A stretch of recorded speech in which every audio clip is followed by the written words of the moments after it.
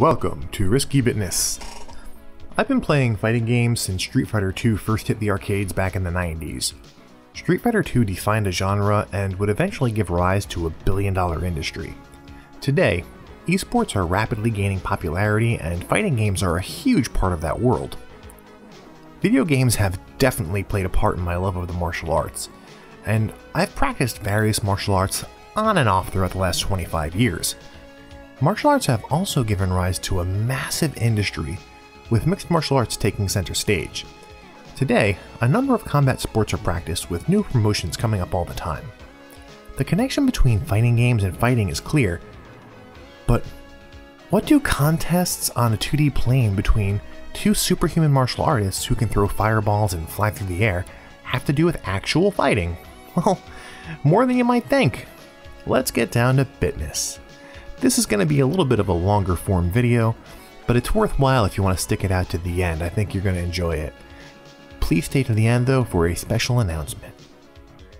Obviously, there are huge differences between fighting in a game and fighting in real life. In addition to not having fireballs or rage arts, real people don't have life bars, and in the context of combat sports, there are rules in place to protect the fighters, so you're not going to see a lot of okizeme in the ring. However, on a fundamental and abstract level, the strategies and tactics used in fighting games can also apply to combat sports and even self-defense. Throughout this video, I'm going to be using the terms martial arts and combat sports more or less interchangeably, and this can refer to any fighting style whose adherents participate in live competition with a resisting opponent. Let's begin with the lab. Anyone familiar with fighting games, especially those who play online or competitively, will tell you that labbing is fundamental to success in their game of choice. This generally requires spending time in practice mode, where you not only practice your character's moves and combos against the dummy opponent, and then use the various settings to refine the weaker elements of your game, but also includes practicing reacting to moves or combos that you're having difficulty with, and of course practicing general concepts, whether it's movement, punishing, parrying, things like that. For the martial artist, the lab can be found in their gym, dojo, kwun, whichever word their martial arts style likes to apply to it. Here students will drill techniques, practicing moves and combos with a willing partner. Effective training in the gym will often include live drills where fighters will work on their specific weaknesses, and sparring where they can practice freely without worrying about being injured. Just like in a fighting game, a real fighter needs to spend time in the lab to prepare for what's to come, whether that's a self-defense scenario or in-ring competition. While some fighting games deviate from this formula, by and large the controls are a variant on a core idea. Strikes of various strengths are applied to the buttons, or in the case of Tekken, the 4-button layout is one button to one limb or to one weapon. So that'll reliably deliver a strike with the lead or rear arm or leg respectively. And when you look at a 6-button fighter like Street Fighter, this takes things a step farther by adding that third level. But you're going to notice that the weaker and faster moves, they're always thrown from the lead, and those slower, more powerful moves, they always come from the rear. And that's very faithful to body mechanics that you'll see in real fighting. A fighter's lead hand and leg are used for quick strikes like jabs and snapping kicks, and the rear leg is going to be used for the more power techniques. So, your strong punch is probably going to be like an overhand right. While fighting games do sometimes deviate from this, sometimes for balance or just to make things look cool, the central idea is still there and it really ties very heavily into the basics of how these games work. If you look at Tekken, your one jab is always 10 frames, that's always your quickest punch. Just like in boxing or in kickboxing, the same thing applies, even in mixed martial arts, that lead jab is your fastest punch. With that in mind, let's talk about some of the essential components of the fighting game and how they apply to our real fight situation. Especially at high levels, players will often spend some time kind of feeling each other out. Knowing what to expect from the other player is called the download, downloading data about your opponent that you can use to win the match. In a real fight, it's really important to feel out the opponent, so understanding their unique style is vital to securing a victory. In the fast-paced Taekwondo gold medal finals, Korean fighter Moon Dae-sung reads his opponent's movements. After a series of aggressive pushes from Greece's Alexandros Nikolaidis, Moon has downloaded his opponent's data, Knowing what to expect, he answers with a spinning kick and secures a knockout victory. Zoning is a foundational principle of fighting games. Players who understand how to control distance will generally control the pace of the match. While some fighting games like Street Fighter allow the player to use projectiles or stretchy limbs to control distance, other games like Tekken and Virtua Fighter use much more reality-based ideas for their central zoning philosophy. Legendary boxer Muhammad Ali was a master at controlling distance, using his exceptional movement and long reach to stay outside of his opponent's reach in order to set up a knockout punch. Manny Pacquiao is an expert at zoning in the other direction, quickly closing the distance between himself and his opponent, getting inside their reach and rushing them down from the inside. In Ali's famous Thrilla in Manila battle with Joe Frazier, in the early minutes of the first round you can see both fighters working to control the range. Frazier uses the technique Tekken players will recognize as he sidesteps and then dash cancels in an effort to get inside Ali's range. Ali answers with expert footwork and keeps Frazier at bay with his jab. Frazier attempts to change levels to avoid the jab, but Ali soon begins to read Frazier's movement and sets up more powerful punches. You might be familiar with seeing something like this happen in a Tekken match where you move throughout the stage and try to cause a whiff to punish.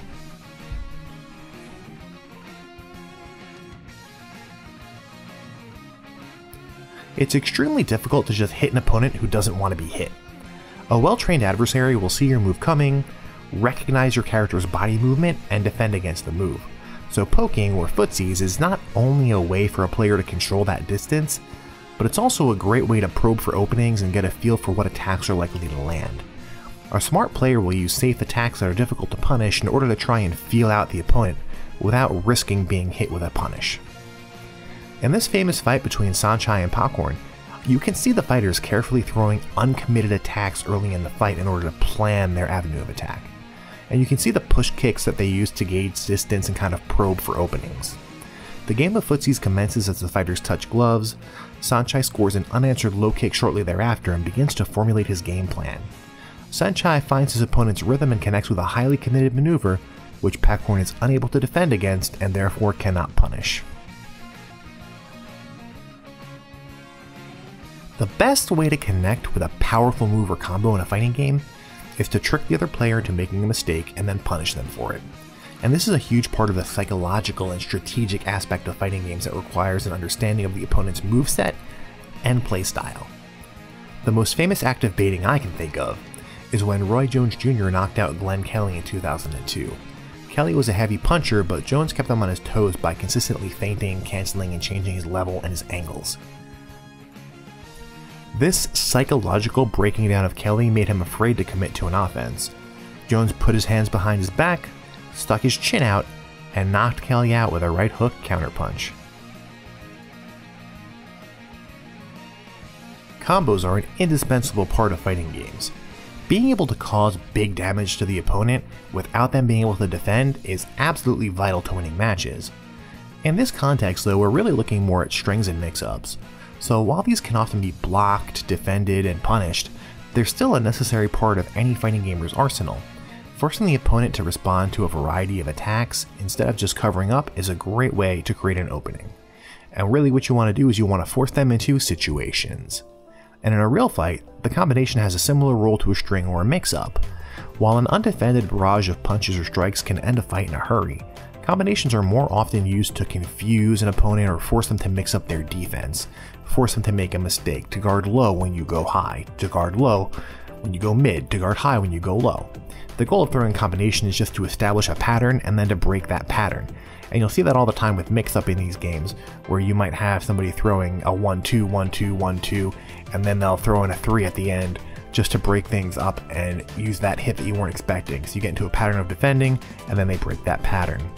The world-famous kickboxer Benny the Jet Urquidez came out of semi-retirement, and he fought Yoshihisa Tagami, and he wasted absolutely no time in throwing combinations, working to create an opening. It's an absolutely fantastic fight, and Urquidez did an amazing job with those combinations, as did Tagami as well. Tagami, of course, wound up winning the fight by using those combinations to create openings on the semi-retired fighter. One way you can throw off your opponent's game is to cancel one animation and start another. This sort of technique tricks your opponent into defending against the wrong attack, and opens up opportunities for combos or strong special or super moves. A lot of games include other feints like false projectiles that can confuse the opponent. And real fighters do it too, they cancel their actions as well, but it's always in the form of what you would call a feint. In the epic war between Forrest Griffin and Stephen Bonner during the season finale of The Ultimate Fighter, Griffin uses feints to catch Bonner with several shots. He starts early in the first round with a few quick feints, he keeps probing and downloading more information about his opponent, and it really begins to pay off for him later in the fight. Griffin continues to cancel out of his jab animation for much of the first round. In the second round, Bonner fakes a kick and cancels the animation into a spinning back fist and a right hook, opening a cut on Griffin's nose.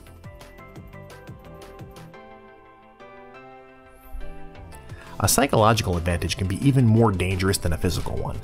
So even if you don't have great combos, you can often win matches in fighting games by applying pressure to the opponent. By playing aggressively and using a variety of techniques that are difficult to predict and therefore difficult to defend, you can force the opponent to give up their offense. A mentally defeated opponent will be very easy to defeat physically. Mike Tyson was famous for his ability to pour on the heat in his matches. He famously defeated Michael Spinks in the first round of their 1988 championship match by applying incredible pressure to the experienced opponent. Spinks simply couldn't keep up with Tyson's powerful punches and was immediately forced into a defensive position. After being knocked down with a body blow, Spinks had been psychologically defeated. A frustrated Spinks desperately came in with the fight, but he was caught with a left hook counterpunch that knocked him right out.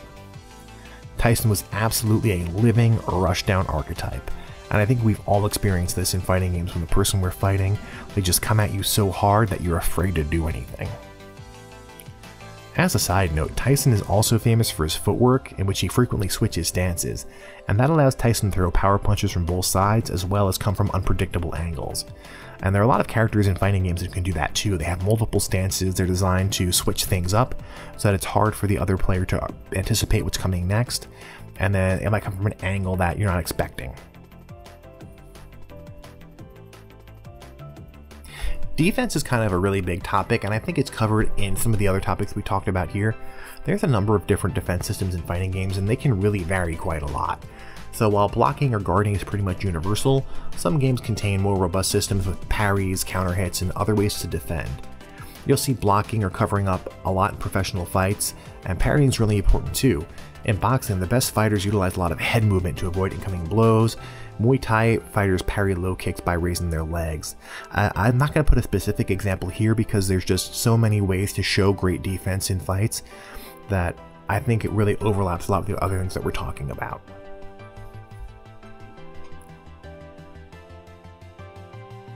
Have you ever in a fighting game just kind of covered yourself up and sort of waited for the opponent to do what they wanted to do? Sometimes it's the only way to respond to a lot of pressure, so you have to kind of go on the defensive and patiently await an opportunity to strike back. And this term can be used derisively a lot when we talk about turtling, players turtling because they're just not able to do anything about the other player's offense. But a really smart player can turn a fight around by turtling, whether it's just to run down the clock or to wait for an opening that can be punished. And in a lot of games, just kind of sitting there and blocking a string is really important. The most famous act of turtling in the world of combat sports was from Muhammad Ali in his legendary fight with George Foreman. Ali just leaned back against the ropes and let the powerful Foreman wear himself out. Ali used covering and head movement, focusing 100% on defense, until Foreman could no longer protect himself from Ali's speed. While real fatigue is not necessarily a factor in the world of gaming, a player might get frustrated with an opponent who's turtling and make a mistake. So now how am I going to take the concept of frame data and apply it to real life, right? Well, it's probably the most crucial thing to understand in order to be able to play fighting games at a high level.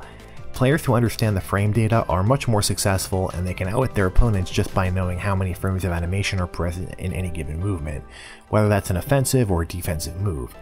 And knowing how many frames of block stun you have, or how many startup frames or recovery frames you have from a move, it can make or break a player.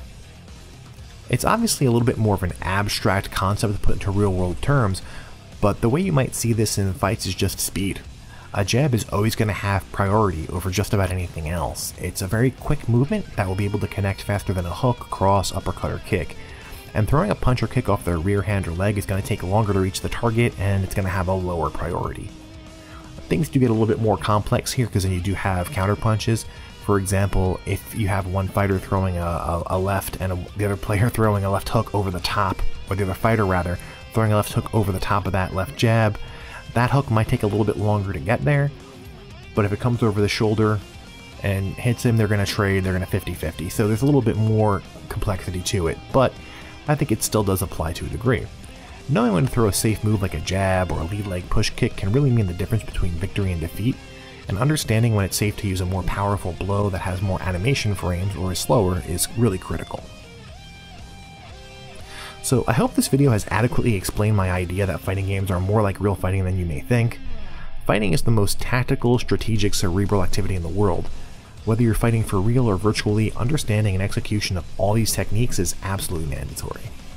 Obviously, real fighting introduces elements like injury, being knocked out, fatigue. It requires a lot more physical training and conditioning than games do. So I don't mean to imply that a fighting gamer can step into the ring and be successful. However, a fighting gamer does have the foundational tools to be successful if he or she were to train in a combat sport and integrate that mental aspect with the physical aspect that they would be learning there. Likewise, a fighter would pick up on fighting games, I think, very, very quickly. I think if you took a mixed martial arts fighter or a boxer and you handed them a controller, gave them the basics, and had them step in and do a few rounds, I think they would do better than you might think. But of course, take this all with a grain of salt. Feel free to add your own feedback. I've trained in martial arts and combat sports for most of my life, and I've been playing fighting games for just as long, if not longer, but I'm not an expert at either one. I'm not a professional fighter, I'm not a professional gamer, so just take it with a grain of salt. I may have missed some things, I may have misunderstood some things, and if that's the case, I am not at all above being corrected. Let me know your thoughts in the comments. And discussion absolutely is encouraged on this topic. I think it's a cool, interesting topic, and I would love to hear all of your thoughts. Now, if you hung with me for this whole thing so far, here's time for the announcement that I kind of teased at earlier in the video. This is probably going to be my last video. I haven't really decided. I might pop back up once in a while. You've probably noticed that I haven't really been doing any in a while. So, the thing is that this channel started out kind of fun, and I'm learning a lot of stuff, but I just never got anywhere with it. It's just not very successful, and I don't know if that's just a lack of commitment on my part. I don't know if I just don't have the charisma to carry a channel like this, if I don't know how to market myself. I really don't have a good understanding of why it doesn't do that well. So that's very discouraging for one. I can push through that to a point, but then time is a factor. I don't have a lot of free time. I'm a busy guy. I'm a dad. I have a career, and the time that I do have, I would like to spend a little bit more of that time playing games and enjoying them, or doing other things like playing music or reading or other activities. And this was really taking up basically all of my free time. And at the end of the day, I was having all my free time taken up so that 25 people would watch the video. It's just not really worthwhile to keep on doing it. I do really greatly appreciate everybody who did keep on watching the videos, who did give me feedback, likes, comments. Even if the comments were maybe negative, at least I could learn something from that and have an understanding of, what kind of content people like and don't like. But I think the bottom line is this is not for me. I gave it a shot, I did it for a year, and there's some crucial element that I'm missing. Whatever that element might be, I don't know what it is, and I can't go and get it or find it if I don't know what it is. So I kind of came to hitting a wall with this entire experiment of being a YouTuber, of being an online personality, and I guess I just don't have it. Whatever it is, I ain't got it. I don't have a character that I play, I don't have a gimmick, I don't have a room with a wall full of old video games. It's like every retro gaming YouTuber seems to have a game room with bookshelves upon bookshelves of hundreds of old games. I have a small collection of retro games, but not like these guys have. I don't have like a Rob the Robot and like a Spectrum and like a MSX computer just sitting around in my house, you know what I mean? So this is getting a little ranty at this point, but that's really the bottom line of what it comes down to. I thought it was going to be a little bit more easy, I guess, than it really was. to kind of get a following and get things moving and really make something out of it. But I think I've come a long way in terms of the video production, but in terms of actually building and maintaining an audience, it's just not there. And again, the free time, the aspect, I've kind of lost interest. I got bored of doing the videos, and I didn't really have a path to go out from here. And I don't really have the time, the free time and resources to improve them. So I don't really have the money to invest or the time to invest to make them bigger and better than what they are. That's gonna have to be it, because it's gonna be a little bit of a rant now. I do make some music videos. I do covers and make music videos, so you can check that out. That's Our Bitter Dream on YouTube. The videos are really cheesy. They're actually kind of funny. They weren't intentionally funny, but they kind of wound up that way. So, I mean, you can check that out, but that's about it. That's all I got. So once again, thank you to everybody who did support me. I appreciate if you watched this video and enjoyed it. If you like it and leave a comment and all that good stuff, that's appreciated. That's really about it. You know, I'm signing out for now. I don't know. I might come back to doing videos again, but it's not going to be a weekly thing. It'll be like once in a while if I have an idea and I really want to do it, I'll do it. And that's it. Maybe I'll stream sometimes. I haven't decided yet if that's even worthwhile, because I don't know if anybody wants to watch me stream. You know, I don't have a cool room with purple lights and shit, so I don't know if anyone really cares. I'm also not a pretty girl, so that also, you know, that hurts it a lot too. And there are a lot of great, you know, personalities out there in the streaming world that they have an audience because they're interesting or funny or whatever, and I don't know, I don't have a personality like that. I'm probably kind of boring, so that's that. Anyway, I went on for about a good like 5 or 6 minutes there talking about why I'm not doing this anymore. If you haven't tuned out by now, I appreciate it. But yeah, that's it, man. Thank you very much for your time, for listening, for hanging on, for watching, and I will see you all around. Have a good one.